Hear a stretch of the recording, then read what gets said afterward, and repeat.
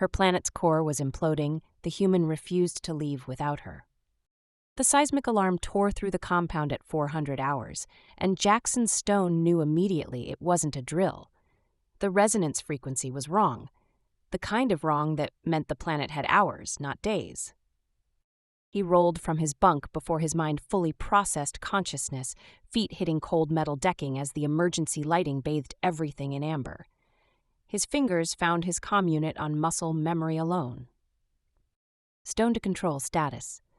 Static answered him for 3 seconds that stretched into eternity before a voice crackled through. Control here, core destabilization confirmed, evacuation protocol initiated. Jackson was already moving, pulling on his work coveralls and boots, his hands steady despite the way his heart hammered against his ribs. 6 months on this planet, and now the whole thing was collapsing. Literally. The corridors were chaos, personnel scrambling, klaxons wailing, the deck plates vibrating with tremors from deep below. He shouldered through the crowd toward the control center, his mind already calculating distances, extraction times, ship capacity. The control center doors hissed open and he stopped short. Ashara was already there. She stood at the central console, her red skin pale in the harsh emergency lighting, her black hair pulled back in the efficient braid she always wore for fieldwork.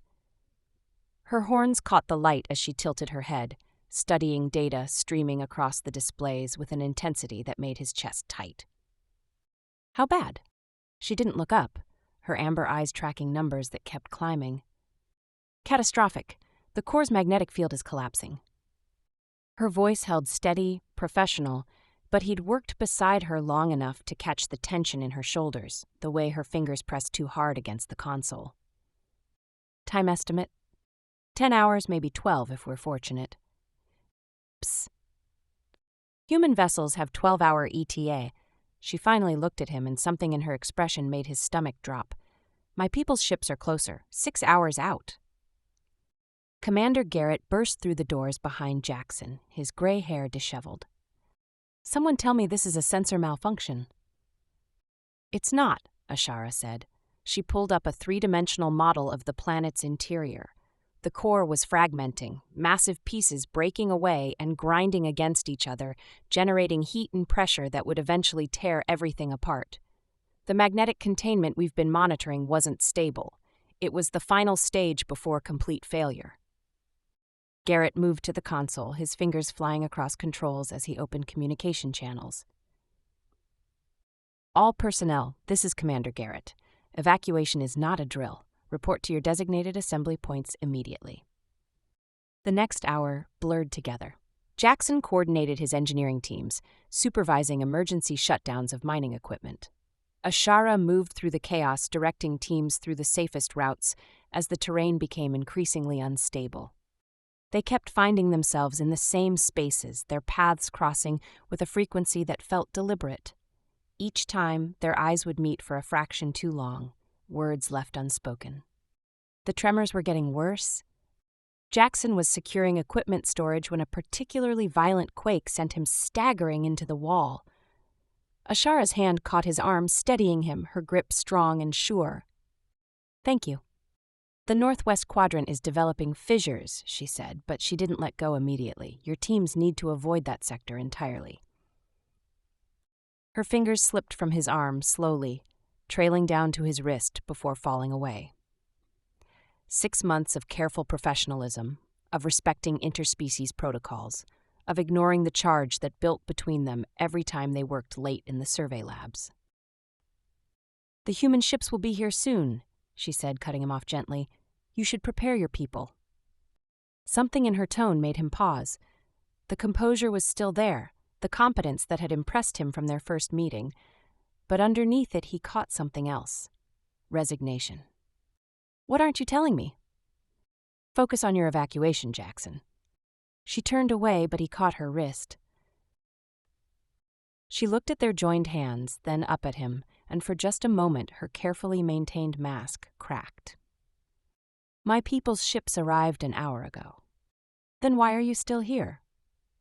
Because your teams don't know this terrain like I do. The safe routes have changed. You need guidance to reach the extraction point. It was logical and completely consistent with the woman he'd worked beside for half a year, but something still felt wrong. "Your ship has already departed." The words hung between them, simple and devastating. The comm unit on his hip crackled to life. "Stone, we need you at the extraction point. Human transport is inbound ETA 90 minutes. He didn't release her wrist. "I'm on my way." The extraction point was a flat expanse of reinforced landing pad 3 kilometers from the main compound. The human evacuation ship descended through increasingly turbulent atmosphere, its hull scarred from atmospheric debris. Jackson supervised the boarding, checking names against manifests. Ashara stood at the perimeter, monitoring seismic data on a portable unit, calling out warnings when tremors spiked. The transport's engines never fully powered down, the pilot clearly anxious to depart. The ground beneath their feet rolled with increasing violence, and in the distance, a mountain range was collapsing into itself. "Last group boarding now," Garrett announced over the comm. "Stone, Ashara, you're up." Jackson turned to find her still at her position, her back straight, her focus on the datapad. "Ashara, let's go." She looked up at him, and he saw it then, the goodbye in her eyes. "Commander Garrett," a voice crackled from the transport. "We're receiving transmission from the Veyroth government regarding their personnel." Garrett's expression went carefully blank. "Route it to my private channel." "Sir, it's flagged as relevant to current evacuation." "Private channel now." But Jackson was already moving toward the command post, Ashara behind him. He pushed into the temporary command structure in time to hear the tail end of the transmission. Classified as non-essential personnel. The Veyroth government assumes responsibility for Ashara's extraction and requests human forces refrain from interference in internal matters. Garrett's jaw clenched. "Confirm you're stating the human evacuation should leave Veyroth personnel behind." "Affirmative. Ashara remains Veyroth responsibility." The transmission cut off. Jackson looked at Ashara, who stood in the doorway. "You knew." "My family opposed the mining partnership," she said quietly. "They believed it was exploitation. When they lost the political battle, they were removed from influence. My presence here was a token gesture to maintain appearances." "They're leaving you to die." "They're resolving a political complication." Rage flooded through him, hot and sharp. "Commander?" "I know what you're thinking, Stone," Garrett said. "But we can't take her. This is interspecies politics at the highest level. We take her, we cause a diplomatic incident." Jackson walked out of the command post. He found Ashara standing on the pad, watching the last evacuees board. "Do you have a way off this planet?" She blinked at him. "What? Do you have a ship, anything we can use?" "We? Jackson, you need to answer the question." She studied his face. "I have a survey ship," she said slowly. "Personal vessel. It's hidden 30 kilometers from here in the canyon systems. I smuggled it past customs." "Will it get us off this planet?" "If we can reach it before the surface becomes completely unstable, yes. Then that's what we're doing." "Jackson, think about what you're saying, your career." "I don't care." He stepped closer to her, close enough that he had to look down slightly to meet her eyes, close enough that the heat of her skin warmed the air between them. "I'm not leaving you here. You barely know me." "I know enough." Her breath caught. "Stone!" Garrett's voice cut through the moment. "Final boarding call." Jackson turned to find the commander approaching. "Sir, I'm not boarding that transport." "The hell you're not, that's an order." "Then court-martial me, I'm taking Ashara to her survey ship." Garrett stared at him, then looked at Ashara, then back. Finally, he shook his head. "You're both insane." He keyed his comm. "Central Command, this is Garrett, reporting 2 personnel lost during final evacuation phase. Stone and Ashara, last seen near Sector 7 before fissure collapse." "Sir?" "You heard me. Mark them as casualties and get that transport off the ground." Garrett met Jackson's eyes. "You've got maybe 90 minutes before this place tears itself apart." The transport lifted off seconds later. Jackson watched it go, then turned to Ashara. "Where's this ship of yours?" She pulled up a map on her datapad, northwest through the canyon systems. We have a transport rover? Sector 3 garage. Ran. The rover's engine coughed twice before catching, and Jackson slammed the accelerator before it could reconsider. The vehicle lurched forward as another shockwave rippled through the compound behind them. Ashara braced herself against the dashboard, her datapad displaying a constantly updating map of safe routes that seemed to shrink with every passing second. Left at the next junction, she said. The main road is developing stress fractures. Jackson swung the rover hard, the suspension protesting as they bounced over increasingly uneven terrain. Through the viewport, the landscape was transforming, cracks spider-webbed across what had been stable ground, steam venting from fissures that glowed with internal heat. How long have you had that ship hidden out here? Since the second month, she said, her eyes never leaving the datapad. My government monitors all official communications. I needed something they couldn't track. Smart. Paranoid. Same thing sometimes. She glanced at him, something shifting in her expression. Why did you do it? Do what? Don't pretend you don't understand the question, Jackson. He navigated around a newly formed crater, the rover's wheels skidding dangerously close to the edge. You want me to say it? I want to understand what you've just thrown away. I threw away a job, some political standing, maybe a promotion I didn't want anyway. You threw away your future. No, he said, and finally looked at her fully, letting her see everything he'd been carefully keeping locked down for 6 months. I'm trying to keep mine. Her lips parted slightly, her amber eyes widening. The ground ahead buckled suddenly, a section of road collapsing into a newly formed chasm. Jackson jerked the wheel, sending them off-road entirely, the rover bouncing violently over rocky terrain. There's another route, Ashara said, her voice slightly unsteady. 2 kilometers east, it follows the ridgeline. Will it hold? Unknown. The seismic data is degrading too fast. They drove in tense silence, the only sounds the laboring engine and the distant rumble of the planet dying beneath them. The sky had taken on a sickly orange hue, dust creating an artificial twilight. Jackson's hands ached from gripping the controls. Every instinct screamed that they were running out of time. But he kept driving, kept pushing the rover harder than it was meant to go. There, Ashara said suddenly, pointing ahead, the canyon entrance. The terrain dropped away sharply, revealing a network of steep-walled canyons carved into the planet's crust. Layers of sediment created bands of color through narrow passages that twisted and turned. It was also crumbling. Jackson brought the rover to a stop at the canyon's edge. What should have been a navigable slope was now a maze of fresh rockfalls and unstable ledges. We can make it, Ashara said, but her voice lacked conviction. We don't have a choice. He started down.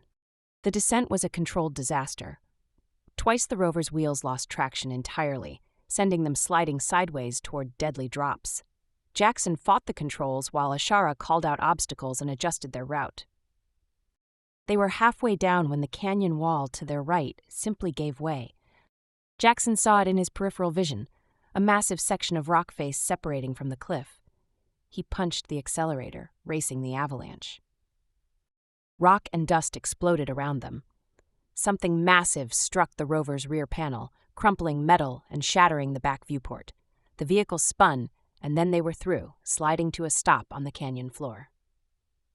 For a moment, neither of them moved, breathing hard. You okay? Jackson managed. Ashara nodded, her hand pressed against her chest. He checked the displays. The rear section was damaged, but the engine still functioned. Good enough to get us where we're going. They continued deeper into the canyon system, following Ashara's directions through increasingly narrow passages. The walls rose high on either side, cutting off most of the light from above. How much further? 3 kilometers. The rover's engine began making an ominous grinding sound. Jackson checked the diagnostics and swore quietly. What is it? Drive coupling is failing. The impact damaged more than I thought. They made it 2 more kilometers before the engine seized entirely. We're walking from here. They grabbed emergency packs from the rover's storage. and Ashara's portable data unit. The temperature in the canyon was already rising, heat radiating from deep fissures in the floor. 1 kilometer, Ashara said, but we need to move fast. They ran. The canyon floor heaved beneath them, forcing them to constantly adjust their path, leaping over cracks that widened as they watched. Something massive was collapsing in the distance, the sound echoing through the passages like thunder. Jackson's lungs burned, but he kept pace with Ashara as she navigated the route. She moved with a grace that seemed at odds with the chaos, her horns occasionally scraping the narrow walls. They rounded a final bend, and Ashara stopped suddenly. There, ahead, carved into the canyon wall, was an opening, artificial smooth edges hidden within natural formation. Inside, barely visible in the dim light, was the angular shape of a small spacecraft. They covered the final distance at a sprint. The ship was smaller than Jackson had imagined, a sleek 2-person survey vessel, Veyroth design, all curves and organic lines. Ashara pressed her palm against the entry panel, and the hatch cycled open. Cool air rushed out, a blessed relief. "Get in," she said, already moving to the pilot station. "I need to run pre-flight checks." Jackson climbed into the co-pilot's seat, his eyes scanning the unfamiliar controls labeled in Veyroth script. Ashara's hands flew across the controls, calling up system after system. Displays flickered to life. Then she stopped. Her hands frozen over the control panel, the diagnostic readout painting her face in harsh red light. She didn't respond, her eyes locked on the display, her expression slowly transforming from concentration to horror. "What is it?" "The fuel injection system," she said quietly. "It's been sabotaged." Jackson leaned over, looking at the diagnostic data. Even without reading Veyroth script, the visual representation was clear. Critical components were missing, removed with deliberate precision. "When?" "Before I even arrived on this planet, it was done at the government facility where the ship underwent inspection." Her government hadn't just abandoned her, they'd ensured she would die here. "Can we fix it?" She stared at the display, then slowly shook her head. "Not without replacement parts we don't have. Without it, the engines won't fire." Outside, the canyon walls groaned. A crack appeared in the cave ceiling, dust and stones raining down. Jackson looked at the diagnostic data, his mind racing through possibilities. What about emergency thrusters? "What?" "Every spacecraft has emergency maneuvering thrusters, independent systems."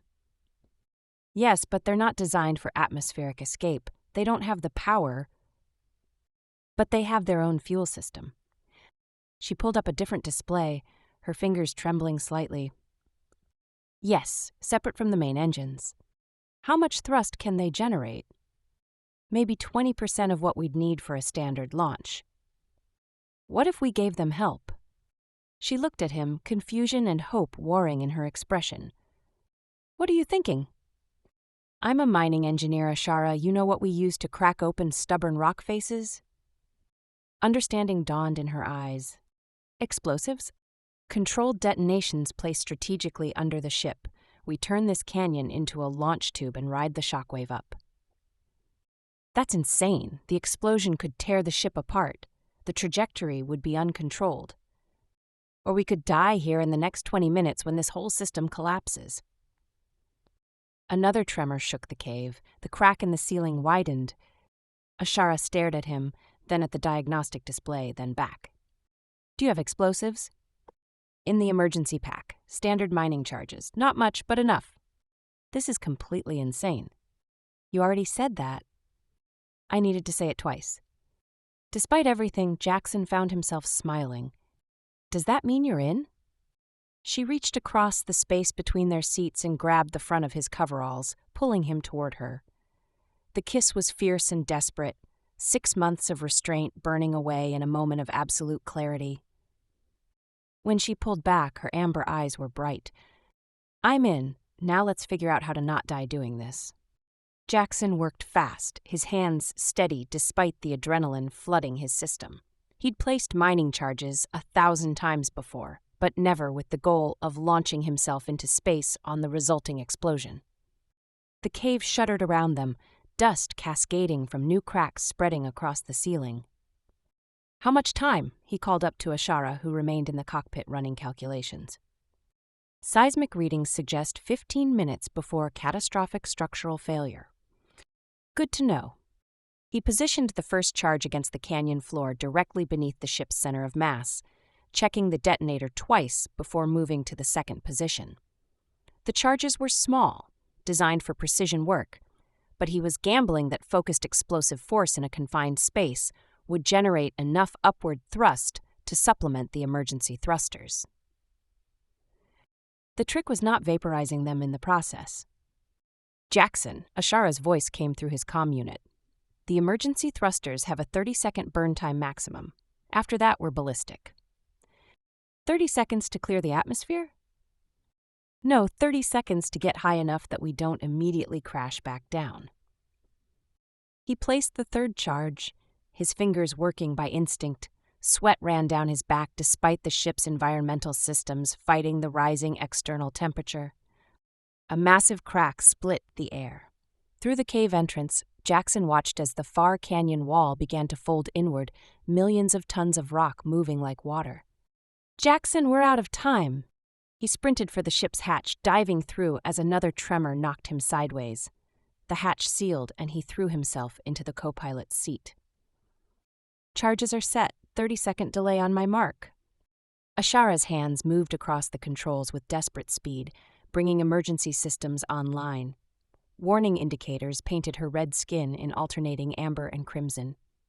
The explosion is going to hit us from below, she said. The structural stress during ascent will be extreme.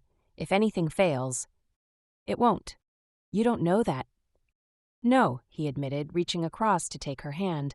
But I know I'd rather die trying to escape with you than live knowing I left you behind.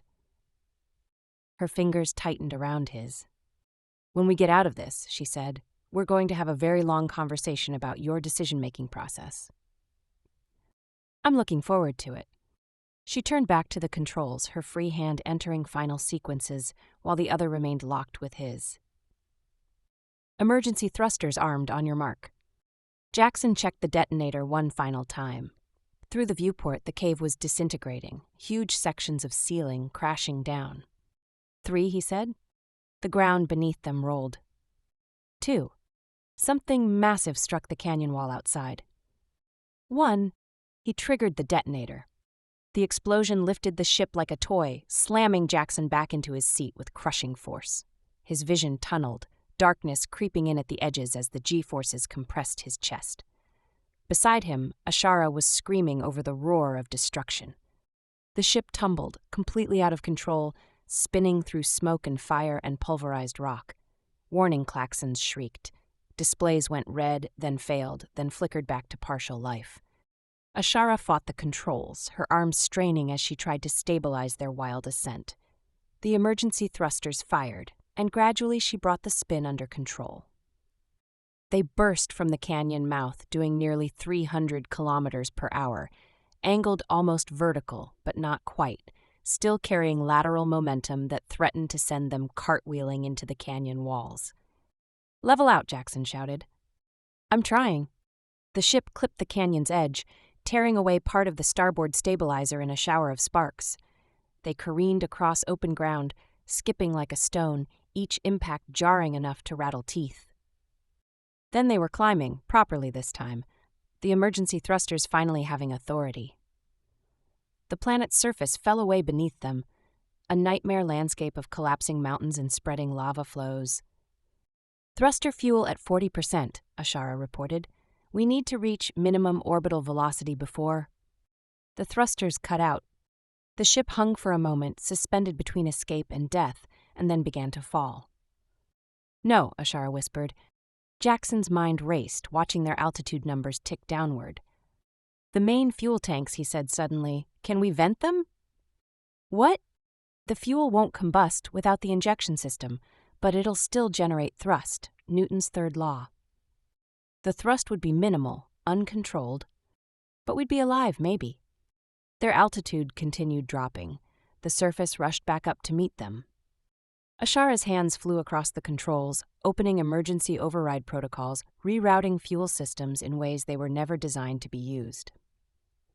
This is going to be violent, she said. Everything today has been violent. She entered the final command. Fuel exploded from the rear ports in an uncontrolled spray, instantly vaporizing, creating thrust that was inconsistent and wild but undeniably real. The ship's descent slowed, their fall becoming a controlled glide. But they were still losing altitude, the fuel supply depleting fast. I need more, Ashara said through gritted teeth. Just a little more. We're nearly horizontal, Jackson said. Can you angle us up? If I do, we'll lose forward velocity and drop even faster. Trust me. She looked at him, and in that fractional moment he saw everything: trust, fear, hope, something deeper that didn't have time for words. She pulled up. The nose lifted, their horizontal speed bleeding away, but their vertical descent slowed. They were trading velocity for altitude. The fuel ran out. They were 12 kilometers up, moving at barely 300 kilometers per hour. And they were still climbing.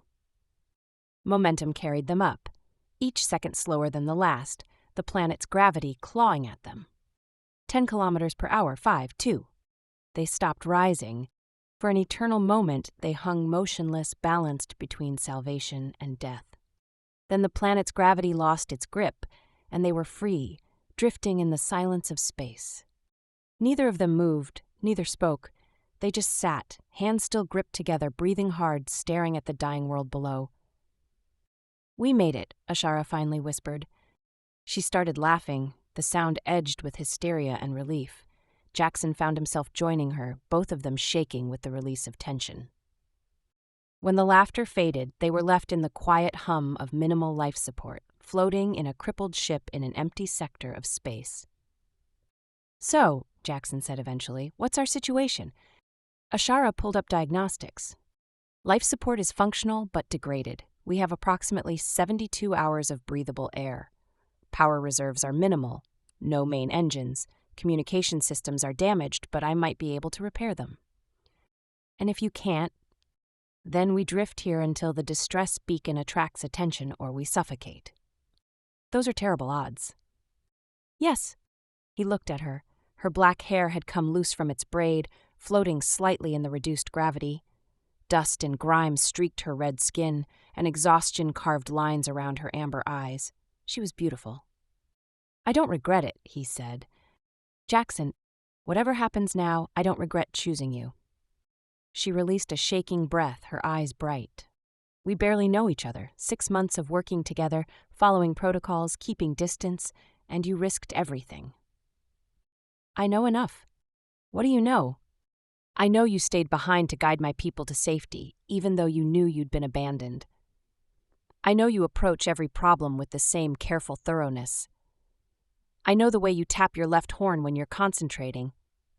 She kissed him, cutting off his words, and this time it wasn't desperate or fierce.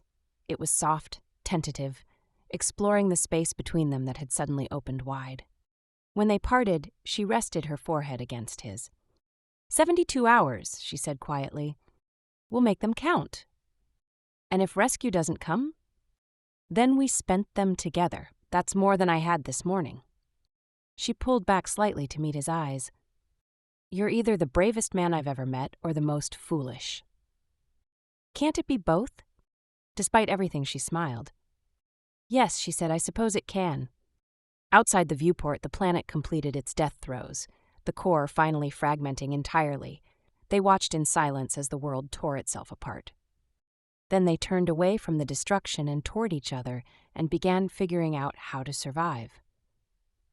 The silence of space felt heavier than the planet's collapse, broken only by the labored cycling of failing life support, and the soft ping of the distress beacon they had no way of knowing anyone would hear. Jackson floated in the narrow space between the pilot seats, watching Ashara work. She'd been at it for 3 hours now, her hands moving with practiced precision through the communication system's damaged circuits, splicing connections and replacing blown components. Her horns scraped against a low overhead panel as she shifted position, and she swore quietly in Veyroth. Need help? Unless you can conjure replacement chips from nothing, no. But her tone held no edge. If anything, she sounded almost content, focused entirely on the problem rather than their slowly depleting oxygen supply. Jackson drifted closer, ostensibly to observe, but really just to be near her. In the hours since their escape, they'd been constantly touching, hands brushing, shoulders pressed together, fingers interlocking, as if physical contact could anchor them against the void. "Talk to me," he said. "Tell me something I don't know about you." She didn't look up from the circuit board. "Why?" "Because we have time, and because I want to know. We might only have 70 hours. Then we shouldn't waste it." Her hands stilled, and she finally looked at him. The exhaustion was deeper now, but something else lived there too. Something that hadn't existed when they were simply colleagues. "What do you want to know?" "Everything. Start anywhere." She set down her tools, letting them float, and turned to face him fully. "My family's disgrace wasn't just political opposition," she said quietly. "My father discovered evidence that the mining partnership was genuinely beneficial, that human extraction techniques were less damaging to planetary ecosystems than our traditional methods. He presented his findings to the council. But it didn't help.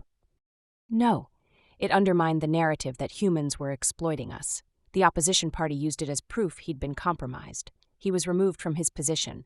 I was allowed to remain only because I agreed to serve as their token geologist. A symbol they could control.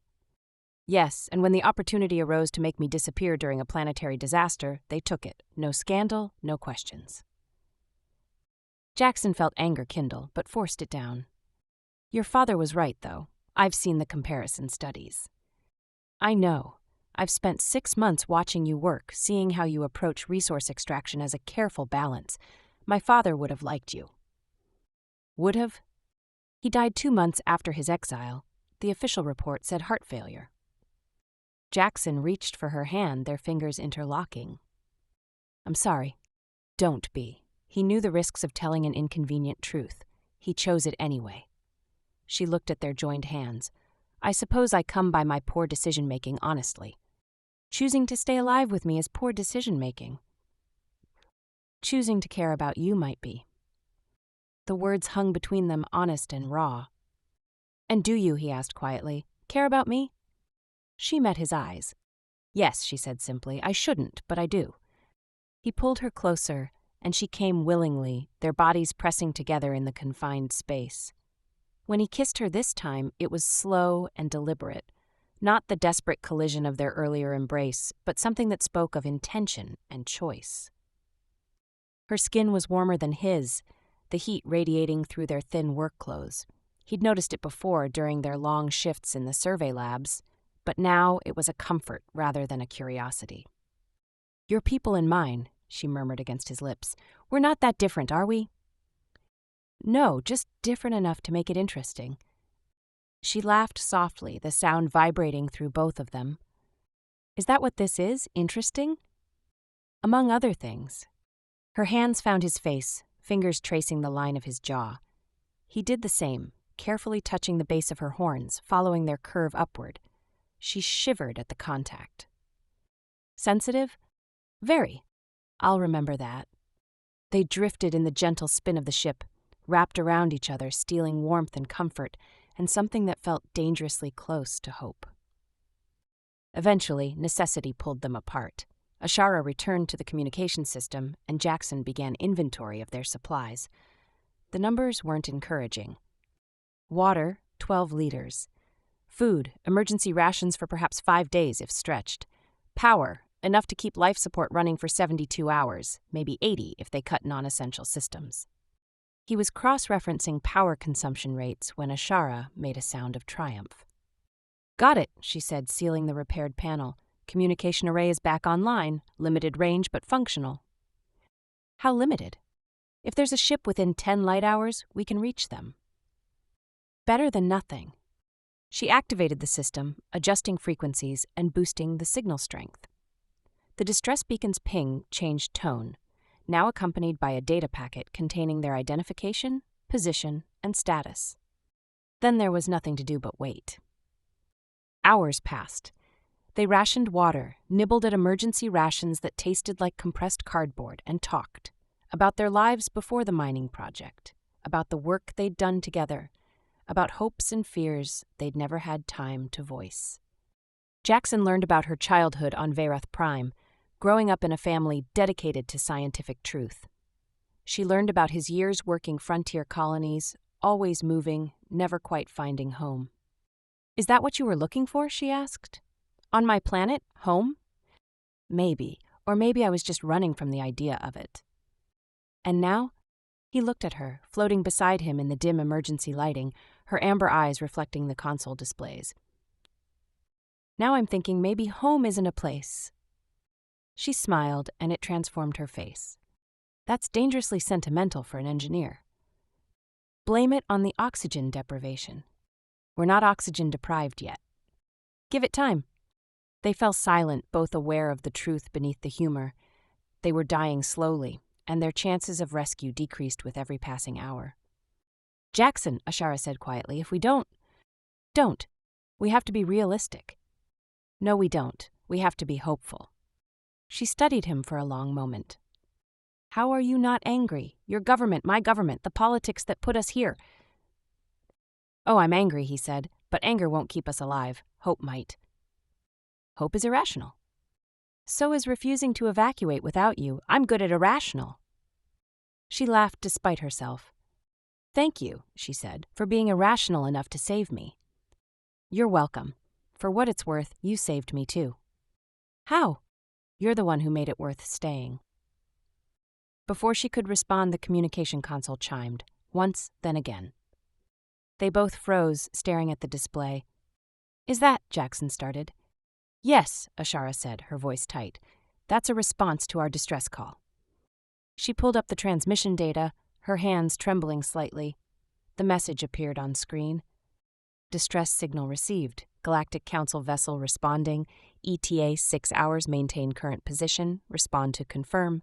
Jackson read it twice, unable to quite process what he was seeing.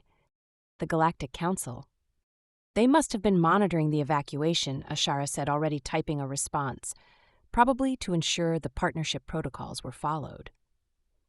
She sent the confirmation, and they watched as it transmitted into the void. 6 hours, Jackson said. 6 hours. They looked at each other and simultaneously started laughing. The slightly hysterical laughter of people who'd accepted death and were now being offered life again. When the laughter faded, they were left grinning at each other. "We're going to live," Ashara said. Then the reality hit them both. They were going to live, which meant facing everything they'd been avoiding. The political implications, the questions. "Jackson," Ashara said slowly, "the Council doesn't respond to rescue calls. They oversee policy, mediate disputes." "They don't rescue people," he finished, "so why are they here?" She pulled up the transmission again, reading between the lines. "They want testimony," she said, "about the evacuation, about what happened. Your government filed the complaint about humans abandoning their personnel. And now we're alive to contradict that narrative." They stared at each other as the implications cascaded through. "This just got complicated," Jackson said. "This was always complicated." Outside the viewport, against the infinite darkness, a point of light appeared, growing larger, the Council ship coming to collect them and their inconvenient survival. Ashara reached for his hand again. "Whatever happens when they get here." "We handle it together," he finished. She nodded, squeezing his fingers. Together. The Council ship's docking clamp connected with a shutter that rattled through the damaged hull, and Ashara reached for Jackson's hand instinctively, their fingers interlocking as the airlock cycled open. The Council representative who greeted them was Tethlin, an insectoid species with multifaceted eyes that caught the light in prismatic patterns. His chitinous features made expressions difficult to read, but his posture radiated authority. "You are Jackson Stone and Ashara of Verath Prime," he said. "Not a question." "We are," Jackson confirmed. "Come, medical attention first, then we will speak." The Council vessel was massive compared to Ashara's survey ship, corridors wide enough for multiple species to pass comfortably. Medical personnel descended on them immediately, scanning for injuries, providing water and proper food. Jackson watched Ashara across the medical bay as a Veroth physician examined her. She caught his eye and offered a small smile, but tension radiated from her shoulders. They'd survived the planet, now came the harder part. An hour later, they were escorted to a conference room. Tethlin waited inside, along with 2 other council members, a gray-skinned humanoid and something that resembled an aquatic creature in a specialized environmental suit. "Please sit," Tethlin said. Jackson and Ashara sat, still holding hands beneath the table. "We have been monitoring the human-Veroth mining partnership closely," Tethlin began. "When the planetary evacuation occurred, we observed the protocols carefully. We received conflicting reports. The Veroth government filed a formal complaint claiming human forces abandoned Veroth personnel. The human government countered with communication logs showing Veroth ships departed first." "Both are true," Ashara said quietly. Tethlin's multifaceted eyes fixed on her. "Explain." She did. Calmly, methodically, she laid out her family's political disgrace, her assignment to the mining project as a token gesture, the government transmission explicitly denying her evacuation rights, and the sabotage to her survey ship that predated the disaster. The 3 council members listened in silence. When she finished, Tethlin turned to Jackson. "And you, Engineer Stone, you were ordered to evacuate. You refused. Why?" Jackson didn't hesitate. "Because leaving her behind was wrong. That is not a strategic answer. You didn't ask for strategy, you asked why. Your decision endangered you. It violated evacuation protocols. It created diplomatic complications. For what?" "For someone who deserved to live," Jackson said, his voice level. "For someone who stayed behind to guide my people to safety even after her own government abandoned her. For someone I couldn't imagine leaving behind." Beside him, Ashara's grip on his hand tightened. "You understand," the gray-skinned council member said, "that your survival has created significant political complications. The Veroth government's narrative has collapsed." "Good," Jackson said flatly. "You do not care about diplomatic consequences?" "I care about truth. Ashara's government tried to kill her for political convenience. If the truth creates consequences for them, that's justice, not diplomacy." Tethlin's head tilted in a way that might have been approval. "The human government has offered you political asylum," he said to Ashara. "They wish to demonstrate their commitment to protecting partnership personnel. Do you accept?" Ashara looked at Jackson, then back at Tethlin. "What are my alternatives?" "You may return to Veroth Prime. There is a growing opposition movement using your survival as evidence of government corruption. Your testimony could strengthen their position." "They want to use me politically, again." "Yes, but this time perhaps for change rather than suppression." Ashara was quiet for a long moment, her thumb moving absently across Jackson's knuckles. "I need time to consider." "You have it, but first we require your formal testimony regarding the evacuation, both of you." They testified separately first, then together. The questions were thorough, probing every detail of the evacuation, the sabotage, the escape. When it was finished, they were escorted to guest quarters, separate rooms connected by a shared common area. The moment the door sealed behind them, Ashara collapsed onto the seating platform, her carefully maintained composure crumbling. "They're going to use this," she said. "Both sides. My government to defend themselves, the opposition to attack them, the humans to prove their moral superiority." Jackson sat beside her, pulling her against him. "Let them."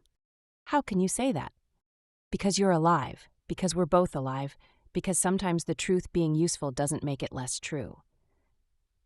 She turned to look at him, her amber eyes searching his face. "What happens now to us? What do you want to happen?" "I don't know. 6 months of working together, following protocols, keeping our distance, then 12 hours of absolute chaos where all of that burned away, and now we're here, and I don't know what this is." Jackson cupped her face in his hands, his thumbs brushing along her cheekbones. "It's supposed to be whatever we make it. No protocols, no politics, no governments telling us what we can or can't be to each other." "It's not that simple." "No," he agreed, but it's not as complicated as you're making it either. She leaned into his touch, her eyes closing. I can't go back to Veyroth Prime. Not now, maybe not ever. My family is gone, my career was always a political tool, and now I'm the center of a scandal. Then don't go back. And do what? Accept human asylum and spend my life as a symbol of interspecies cooperation. Or, Jackson said carefully, you could just live, work, be a geologist who happens to be Veyroth, not a political statement. Is that possible? I don't know, but I'm willing to find out if you are. She opened her eyes and he saw fear there and hope and something deeper that made his chest tight. You're asking me to build a life with you, after knowing each other for 6 months and spending 12 hours nearly dying together. I'm asking you to try, the rest we'll figure out as we go. That's insane.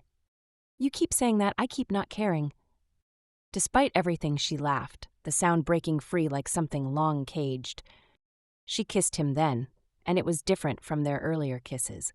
Not desperate, not tentative, but certain. A choice made with open eyes and full knowledge of the complications ahead. When they parted, she rested her forehead against his. I'll accept the asylum, she said quietly, not because the humans are offering it, but because you are. I'm not offering asylum, I'm offering a chance. At what? At figuring out what home actually means. Her breath caught, and he felt her trembling against him. All right, she said, let's try. 3 days later, they stood in an observation deck as the council ship approached human space.